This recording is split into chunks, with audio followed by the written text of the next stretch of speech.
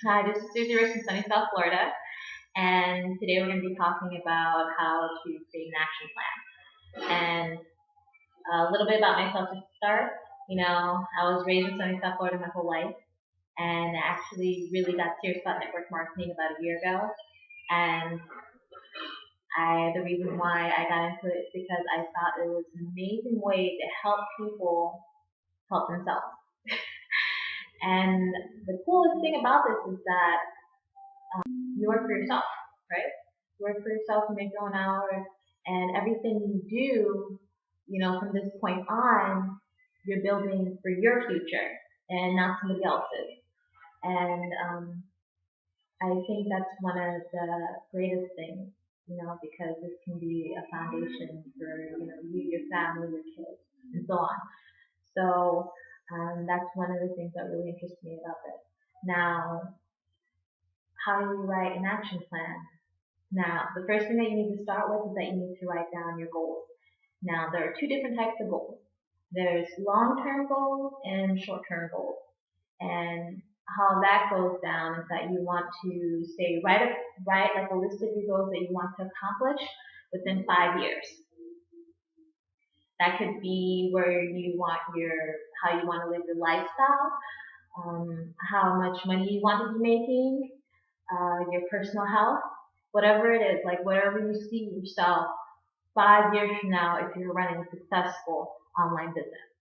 Now, short-term goals are things that you need to do to get to your long-term goals.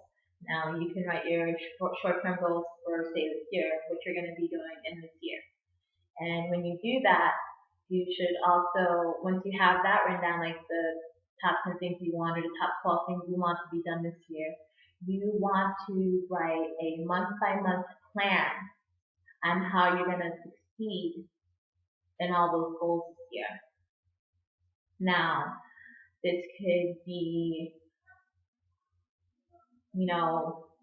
choosing the right business, also what kind of marketing you're going to be doing, what advertising you're going to be doing, how you're going to develop the proper mindset and dealing with your personal development, and also, how you're going to build up your list, or how you're going to market, or how you're going to network, to find the right people to be in your business opportunity. Now, when you are sitting there and you write say your first month, you got it down. You want to sit time and think about, okay, what daily activities that I could be doing every single day towards me building my business. And that could be, okay, I'm going to talk to 5 or 6 people, 10 people, 20 people about my business opportunity. Also, I want to sit there and get 3 or 4 people that I know that are really involved in this that would be great, to have as, a friend or a leader or someone that can guide you. And also just the, time you take towards advertising, stuff like that.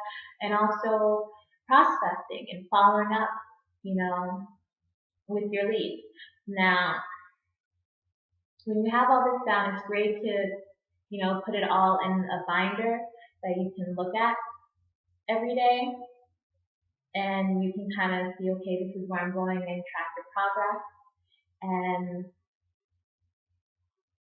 maybe you want to also have like a little separate binder for like your to-do list on what stuff you need to accomplish this day. Now, the great thing about this is that it's a way for you to look at what you're doing, your progress, which actually will encourage you to keep moving forward. And the biggest thing that I have to say about this is that you have to be committed. You have to do what you plan to do every day. And the reason why is that, well, you don't want to kind of run around not knowing what you're doing, and you don't want to fall away from your master plan, because this is what's going to happen. Someone's going to tell you about, well, I made so and so with this, company, or I made so and so, I've done this, and it's making me all this money or whatever. And if it distracts you from your main focus and your business opportunity, then you're back to square one. Also, I think it's good for you to take your goals and make sure that you put them somewhere that you can see them. It could be by on the refrigerator or next to your bed or something. And also, when you have these goals, it's good to read them every day. Like, take your long-term goals and like look at what you want to accomplish, and also look at what you're supposed to be doing, and look at all those goals daily. And there's also going to be some times where things are going to change. You're going to learn new things that you can adapt to your plan. So you're going to be doing, revising, which is totally okay. Don't try to sit there and create the most perfect plan, because there isn't one. You're going to be learning a lot of different things this year, and a lot of things that may or may not work for you. And I would say, go that way. Now, I hope that was some helpful advice. If you would like a more detailed step-by-step way of how to write a plan, then watch the next video. And also, if you like what I like to say, if you like what I said, if you like what I said, please subscribe or leave comments or suggestions you would at the bottom here in the comment area on videos that you want to see in the future, or some things that you would like, for me to add on this topic. All right, guys, have an awesome day.